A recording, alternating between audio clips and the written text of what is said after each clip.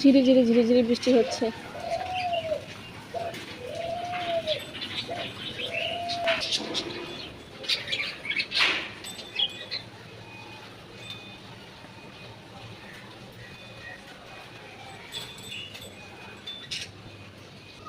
ঘুমের তুলছেন না? আপনার চোখ দেখে মনে হয় আপনি এখন ঘুমের তুলতেছেন, ফোন দিছি বলে। ঘুম ঠিক মতো হইলে চেহারা মনে হয়।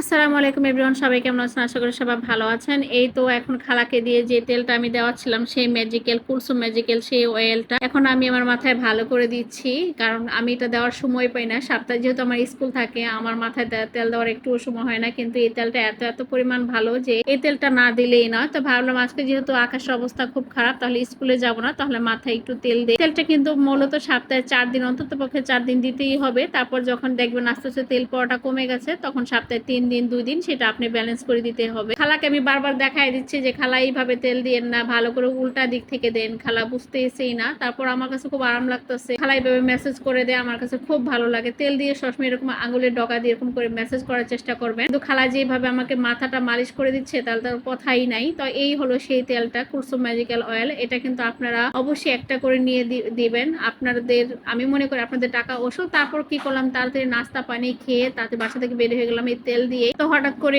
ভাবলাম যে ইলিশ মাছ যেহেতু খেতে ইচ্ছে করছে, আর ইলিশ মাছের দাম যেহেতু কমে গেছে, তাহলে ইলিশ কিনে নিয়ে যাই।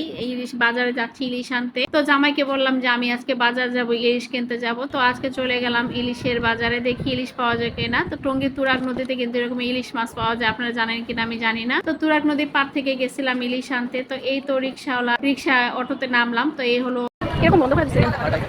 ভাড়া কি এখানে কাটতে হয়? নতুন সিস্টেম। কত টাকা? কোনটা এটা?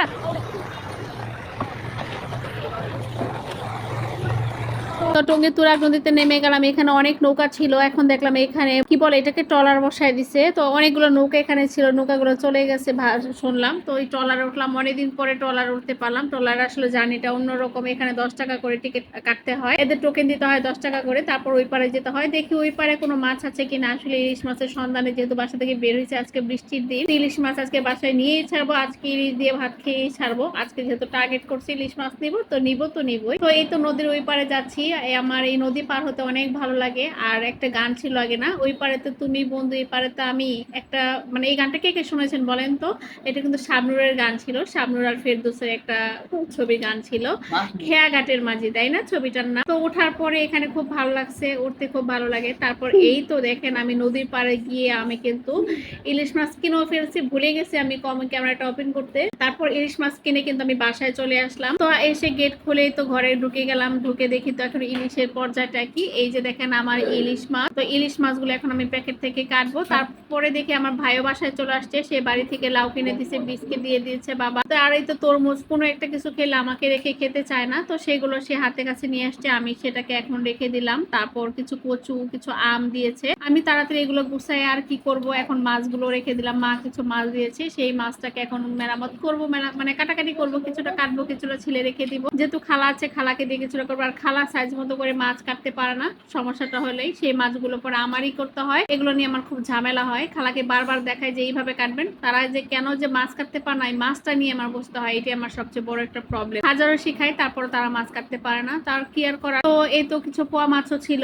আর এই যে মাছগুলো এখন আমি এটাকে ভালো করে কাটবো। কিছুটা বললাম না যে আজকে ইলিশ মাছ দিয়ে, ইলিশ মাছ ভাজা দিয়ে ভাত খাবো, সেটাই আমি এখন আপনাদের সাথে শেয়ার করছি। বলেন তো আমার মাছগুলো কেমন হয়েছে? তো মাছ কাটাকাটি করে সুন্দর করে ধুয়ে দিলাম। আর এই তো ইলিশ মাছের লুকা, আচ্ছা আপনার কে কে লুকা খান বলেন তো? আমার কিন্তু ইলিশের লুকা অনেক অনেক পছন্দ। আমি এখন এই ইলিশ মাছগুলো ভাজবো। আর এই তো খালাকে দিয়ে এখন শুধু পোয়া মাছগুলো কাটাচ্ছি, আর সাথে আমার ছেলেও হেল্প করতেছে। আমি এসে ঝটপট ডাল রান্না করলাম, মাছটাও ভেজে ফেললাম। আর বাসা থেকে যে লাউ দিয়েছিল, সে লাউ দিয়ে চিংড়ি মাছ রান্না করলাম। তো পারি না বলতে এমন কিছু না, যে আল্লাহর রহমতে সবই পারি। তারপর এখন সব কিছু করার পরে এখন আমার ছেলে চাচ্ছিল যে তার এখন মনে চাচ্ছে পুডিং খাবে। আমি বলছি বাবা এখন আমি পুডিং বানানো সম্ভব না, তোমরা যা আছে তাই খাও। তো এই ফাঁকে আমি একটু খালা রুটি বানাচ্ছি, রুটি করলাম, আর একটু তরমুজ খাচ্ছিলাম আর কাজ করতেছিলাম। তো এই তো আমার কাজ মোটামুটি হয়ে গেছে। এখন সন্ধ্যার যেহেতু হয়ে গেছে, একটু পুডিং বানাই দিব, বাচ্চারা পুডিং খেতে চায়। কিন্তু পুডিং এর একটা ইতিহাস আছে, কি জানেন? পুডিং বানাইছি ভালো কথা, সেই পুডিংটা আমি নরমালে রাখতে গিয়ে পুডিংটাকে আমি যে ডিপে রেখে দিয়েছি, সেই পুডিং আমি একটু পরে ঘন্টা খানিক পরে মনে হয়েছে পুডিং তো আমার ডিপ হয়ে গেছে। সেই পুডিংটা নামানোর পর দেখি শক্ত শক্ত হয়ে গেছে। তারপর মনে হলো পুডিংটা নামালাম, আর পুডিংটা কাটতে যে এখন কাটলাম না, কি করব কি করব। তারপর ভাবলাম ছেলেকে